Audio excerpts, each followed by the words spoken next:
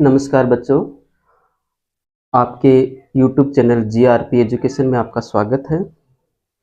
हमने कंप्यूटर के 2 क्लासें दी हैं आपको। तीसरी क्लास आपको कंप्यूटर की मेमोरी के रूप में आपको नजर आ रही है। ठीक है, कंप्यूटर की मेमोरी को हम कुछ 3 पार्टों में, कुछ नहीं 3 पार्टों में बांट करके अध्ययन करेंगे। केस मेमोरी, प्राइमरी मेमोरी और सेकेंडरी मेमोरी। केस मेमोरी क्या काम आती है? जिस तरह से मैंने आपको बताया था ना कि ऑपरेटिंग सिस्टम जो है वो कंप्यूटर और यूजर के बीच कार्य करता है, अर्थात यूजर को कंप्यूटर से जोड़ने का काम कौन करता है? ऑपरेटिंग सिस्टम करता है। ठीक उसी प्रकार से जो केस मेमोरी है वो क्या करती है? केस मेमोरी सीपीयू और जो प्राइमरी मेमोरी है उनके बीच का काम करती है, अर्थात ये केस मेमोरी क्या करती है? सीपीयू की गति को बढ़ा देती है, सीपीयू की गति को बढ़ा देती है। इस मेमोरी की खास बात है कि इसकी गति बहुत ज्यादा होती है। साथ साथ में इस मेमोरी की विशेषता यह है कि इस मेमोरी में केवल वही डाटा या इंफॉर्मेशन स्टोर रहते हैं जिनको थोड़ी अवधि के लिए स्टोर करना होता है, थोड़ी अवधि के लिए, कम समय के लिए। केस मेमोरी में हम देखते हैं कि इनकी जो गति के साथ साथ ये जो इनमें रखा जो डाटा होता है ना वो अस्थायी होता है, क्योंकि इनकी गति ज्यादा है। जिसकी गति ज्यादा होगी उसमें जो डाटा है वो क्या होता है? अस्थायी। उसकी मेमोरी क्या होती है? थोड़ी देर के लिए वो मेमोरी में रखता है, उनको याद रखता है, फिर उनको क्या करते हैं? भूल जाता है। वही बात केस मेमोरी की। केस मेमोरी की कुछ कमी भी है। केस मेमोरी महंगी होती है। ठीक है, यानी जिन कंप्यूटर में केस मेमोरी का प्रयोग किया हुआ होता है वो कंप्यूटर भी क्या होते हैं? महंगे होते हैं। ठीक, इसके बाद इनकी जो भंडारण क्षमता है वो बहुत कम है। ये इनकी गति ज्यादा जरूर है लेकिन इनकी भंडारण क्षमता क्या है? कम है।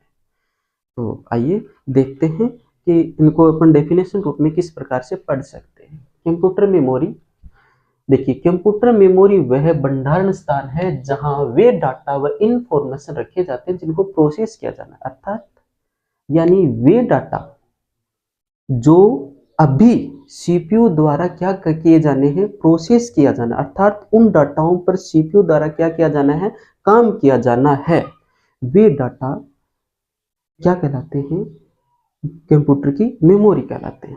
ठीक है, यानी उन पे काम नहीं हुआ है अभी और वो डाटा दे दिए गए कंप्यूटर को, लेकिन उनको स्टोर कर रखा है, अभी काम नहीं हुआ है, उनको पर काम करना है, सीपीयू द्वारा काम किया जाना है।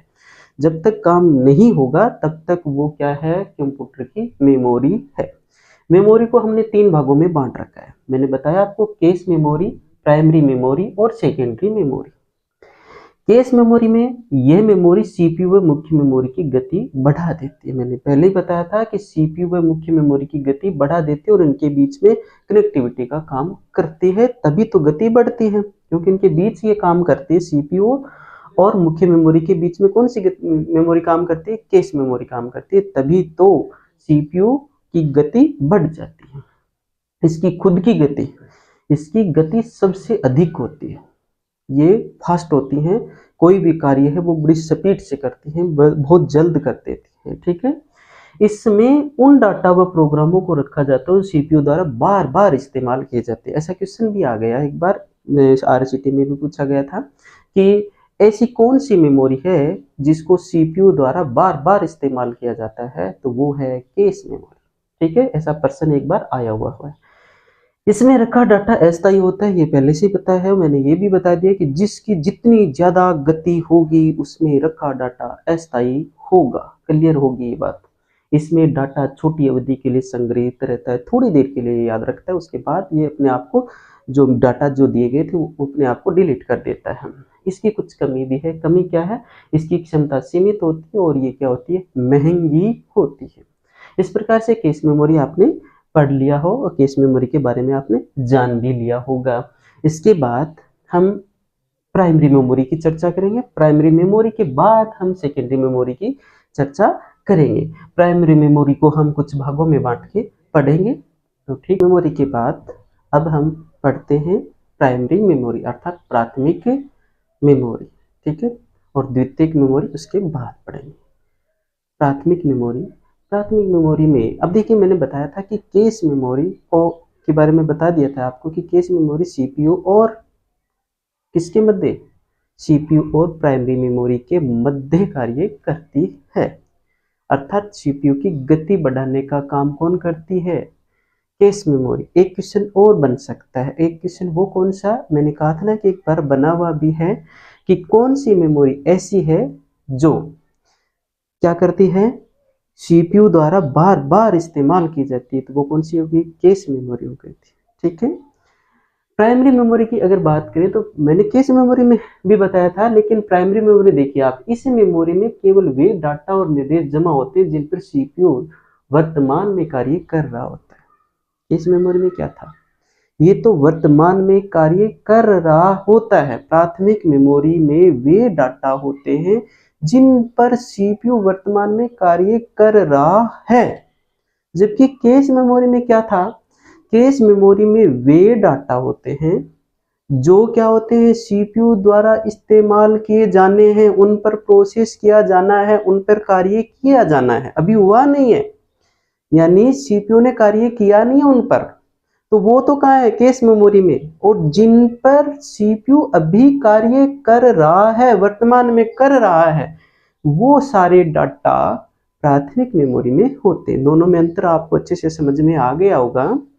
देखिए केस मेमोरी में कौन से डाटा होते हैं, दोबारा सुनो ध्यान से, केस मेमोरी में कौन से डाटा होते हैं, जिन पर सीपीयू द्वारा कार्य किया जाना है, यानी किया नहीं है, बाकी अभी करेगा। जबकि प्राथमिक मेमोरी में वे डाटा और निर्देश होते हैं जिन पर सीपीयू अभी कार्य कर रहा है, इसलिए दोनों में अंतर समझ लेना बहुत अच्छे से, ठीक है। देखिए प्राइमरी मेमोरी की एक विशेषता ये है कि जब इनमें बिजली बंद हो जाती है तो ये अपने डाटा खो देते हैं, अर्थात डिलीट हो जाते हैं, इनको कुछ भी उनमें भंडारित नहीं रहते, वे डाटा इनमें भंडारित रहते ही नहीं है, ठीक है। और एक विशेषता, सबसे खास विशेषता यह है कि ऐसी कौन सी मेमोरी है जिसके बिना कंप्यूटर कार्य नहीं कर सकता, वो कौन सी मेमोरी है, क्या केस मेमोरी है, नहीं, बिल्कुल नहीं है। केस मेमोरी के बिना कंप्यूटर कार्य कर सकता है, लेकिन जो ये प्राइमरी मेमोरी है इसके बिना कंप्यूटर कार्य कर नहीं सकता। ध्यान करना कि प्राइमरी मेमोरी के बिना कंप्यूटर कार्य नहीं कर सकता है, जबकि केस मेमोरी के बिना कंप्यूटर कार्य तो कर सकता है, लेकिन उसकी गति क्या होगी, धीमी हो जाती है। अगर उसकी गति बढ़ानी है तो केस मेमोरी का इस्तेमाल करें, ठीक है। दोनों में अंतर समझ में आ गया। अब आगे बढ़ते हैं। हम प्राइमरी मेमोरी को दो भागों में बांट के पढ़ सकते हैं, वो कौन कौन से, हिंदी में बोले तो स्थायी मेमोरी और अस्थायी मेमोरी, ठीक है।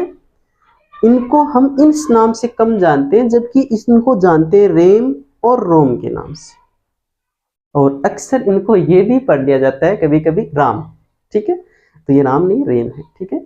इसका फुल फॉर्म बहुत बार पूछा हुआ है, बहुत बार पूछा हुआ है, और शायद तक ये अब नॉर्मल क्वेश्चन, साधारण सा क्वेश्चन बन गया है, क्योंकि ये हर किसी को याद होता है। इसका full form random access memory, random इसी वक्त वर्तमान, मैंने बताया था ना कि ये क्या होता है, इस मेमोरी में होते क्या, वे डाटा होते हैं जिन पर वर्तमान में सीपीयू कार्य कर रहा होता है, तभी तो इसका नाम रैंडम लिखा है।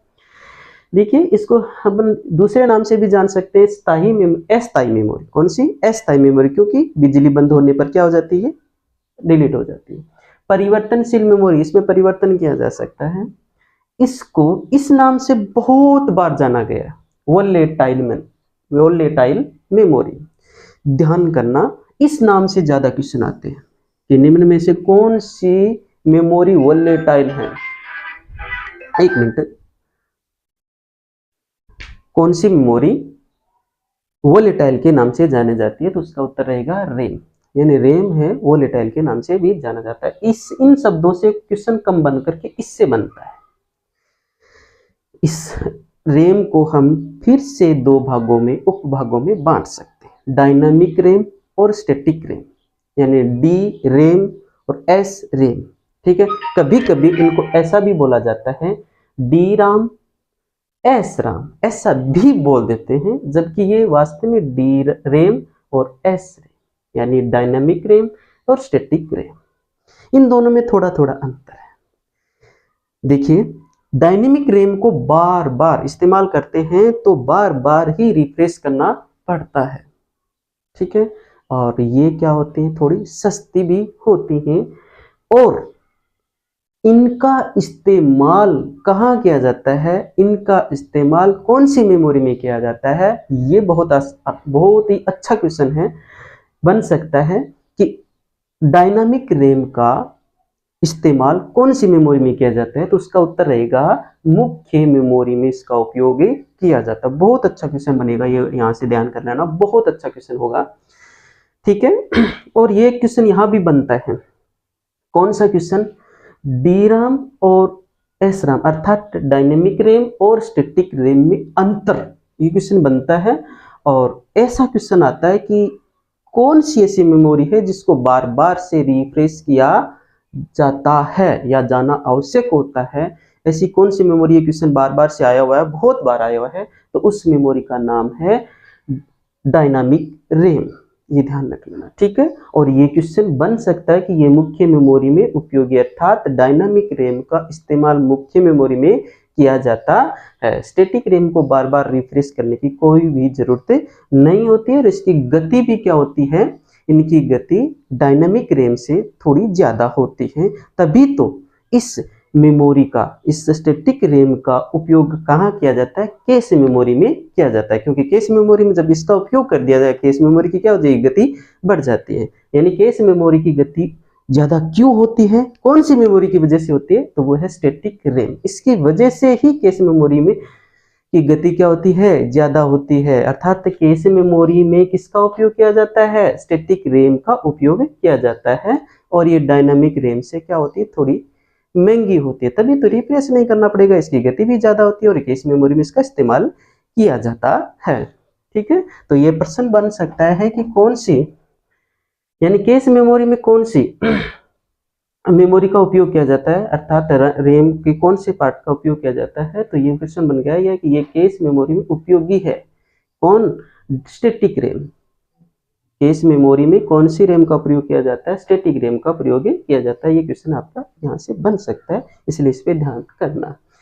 ठीक है, इसके अलावा हम इस जो दे रखा है, हमने रैम प्राथमिक मेमोरी जो पढ़ रहे हैं, इनमें से जो रैम है उसके अन्य पार्ट भी, ये तो हमने मुख्य रूप से दो भागों में इनको बांटा हुआ है, जबकि अन्य तीन पार्ट और इसके बांट सकते हैं, जैसे EDO RAM extended data output, RAM का मतलब रैंडम एक्सेस मेमोरी, यानी इनको फुल पढ़े, इसका फुल फॉर्म पूछा जा सकता है।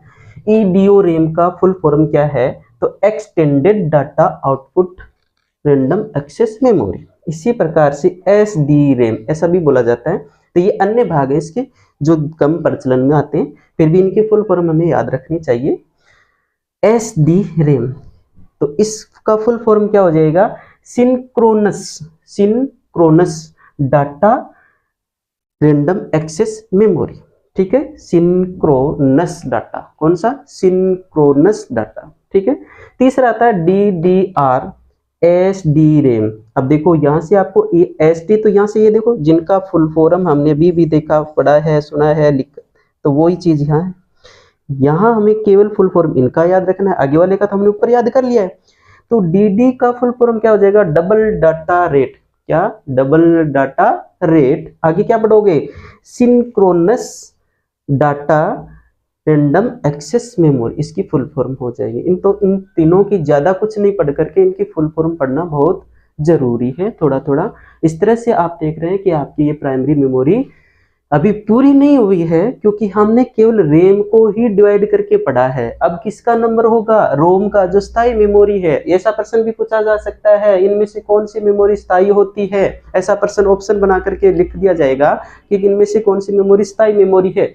तो आपका स्थायी मेमोरी के लिए पूछा जाए तो रोम होगा, अस्थायी के लिए पूछा जाए तो रैम होगा। ध्यान करना, ठीक है। इस तरह से अगर आपको ये वीडियो अच्छा लगे तो इसे शेयर करना ना भूलें, क्योंकि यही चैनल आप ही का ही चैनल है। आपका सपोर्ट हमें बहुत ज़रूरी है, इसलिए दबा के, जम के अच्छे से शेयर करें, ताकि हम आपके लिए बहुत अच्छे अच्छे वीडियो बनाकर लाएं, अच्छे नोट्स के रूप में आपको ये जो कंटेंट है वो आपको उपलब्ध कराएं।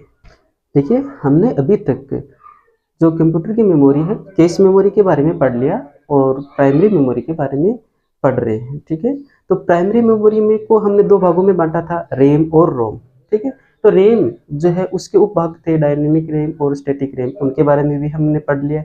अब बात करते हैं उसके स्थायी पार्ट, यानी जो प्राइमरी मेमोरी है उसके स्थायी पार्ट की ओर बात करते हैं। स्थायी पार्ट कौन सा था इसका? रोम, जिसका फुल फॉर्म अपन लिख सकते हैं, मैंने लिख भी रखा है, मैंने यहाँ की बजाय फिर इनको यहाँ ले लिया, ध्यान कर लेना इस बात को। ये तो केवल आपको पहले वाले बताया कि इस तरह से आपने बांट रखी थी। तो रोम का मतलब होता है रीड ओनली मेमोरी, यानी इसको केवल पढ़ा जा सकता है, इसमें परिवर्तन नहीं किया जा सकता। ये फुल फॉर्म काफी बार, कई बार पूछ ली गई है। तो अब ये थोड़ा एक नॉर्मल रूप में बन गई है प्रश्न कि रोम का फुल फॉर्म क्या होता है, हर किसी को पता होता है, रीड ओनली मेमोरी होता है। इसको मैंने 3 भागों में बांट के रखा हुआ है। कौन कौन सी? P ROM, E P ROM और एक फ्लैश मेमोरी, ठीक है। इसके 3 पार्ट हैं, ध्यान देना। पी रोम प्रोग्रामेबल, पी से क्या हो गया? Programmable read only memory. देखो ये रहा प्रोग्रामेबल रीड ओनली मेमोरी। इसमें डाटा यूजर द्वारा इस्तेमाल किए जाते हैं, इस्तेमाल किया जाता है, अर्थात इसमें यूजर स्वयं ही डाटा को इनपुट कर सकता है, उसमें डाटा भर सकता है। कौन? यूजर ही कर सकता है, ठीक है। हम इनको किसी एक हिस्से को नहीं मिटा सकते, या तो पूरा ही मिटेगा या बिल्कुल नहीं मिटेगा। इसमें परिवर्तन नहीं किया जा सकता, जितना फीड कर दिया, जितना निश्चित कर दिया, उसके बाद इसमें कोई परिवर्तन संभव नहीं होता है। तभी तो स्थायी मेमोरी का नाम है, स्थायी मेमोरी इसका नाम है, ठीक है। दूसरा ई पी रोम, अर्थात इरेजेबल प्रोग्रामेबल रीड ओनली। देखो इरेजेबल, वैसे इरेजर क्या होता है? रबड़ होता है ना, जिसे मिटाया जा सकता है। इसका मतलब यहाँ ये कुछ ऐसी मेमोरी है जिसको कुछ मिटाया जा सकता है, इससे कुछ यहाँ मिटाया जा सकता है। देखिए, erasable programmable read only memory. तो इसमें क्या होता है? स्टोर्ड इंफॉर्मेशन के किसी एक हिस्से को नहीं बल्कि संपूर्ण डाटा को हटाया जा सकता है। यानी हम केवल हटा सकते हैं, लेकिन उसमें अपनी तरफ से कुछ परिवर्तन नहीं कर सकते, तभी तो इसका नाम है स्थायी मेमोरी, ठीक है। यहाँ देखो, स्टोर्ड इंफॉर्मेशन के किसी एक हिस्से को हटाया नहीं जा सकता, जबकि पूरे को हटाया जा सकता है। तो इसका मतलब तो यही हुआ ना कि हम अपनी तरफ से उसमें कुछ जोड़ नहीं सकते, और ना इसके कुछ हिस्से को हटाएंगे तब भी देखो यहाँ जो उसमें परिवर्तन तो हो गया ना, तो परिवर्तन नहीं कर सकते, ये ध्यान रखना है। परिवर्तन किसी भी हालत में नहीं होगा, स्थायी मेमोरी के किसी भी हिस्से में परिवर्तन नहीं किया जा सकता। या तो उसको संपूर्ण रूप से ही मिटाया जा सकता है, या फिर उसको केवल पढ़ा जा सकता है, तभी तो उसका नाम है रीड ओनली मेमोरी। ध्यान करना इस बात का, हम इसमें कंफ्यूज हो जाते हैं। तो ध्यान रखना कि इसके किसी एक भाग को नहीं, संपूर्ण भाग को मिटा सकते हैं, अर्थात अपनी तरफ से तो कुछ नहीं डाल सकते, केवल इसको मिटा सकते हैं, लेकिन परिवर्तन तो नहीं हुआ ना, उसमें कुछ नया तो नहीं जुड़ा ना, ना ही हमने उसमें से जो डाटा जितना था उसको कुछ हिस्से को हटाया है, नहीं हटा सके ना, तो इसमें परिवर्तन नहीं किया जा सकता, तभी तो ये स्थायी मेमोरी है। इसके बाद इसकी तीसरी मेमोरी है फ्लैश मेमोरी। इसका एक क्वेश्चन भी पूछ लिया गया था, किसी भर्ती में एक बार पूछा हुआ है, मुझे याद नहीं सही से कि कौन सी भर्ती में पूछा गया था, लेकिन ये प्रश्न पूछा गया था कि ऐसी कौन सी मेमोरी है, या डिजिटल कैमरे में ऐसा प्रश्न आया था कि डिजिटल कैमरे में इस्तेमाल की जाने वाली मेमोरी कौन सी है। तो कौन सी मेमोरी है?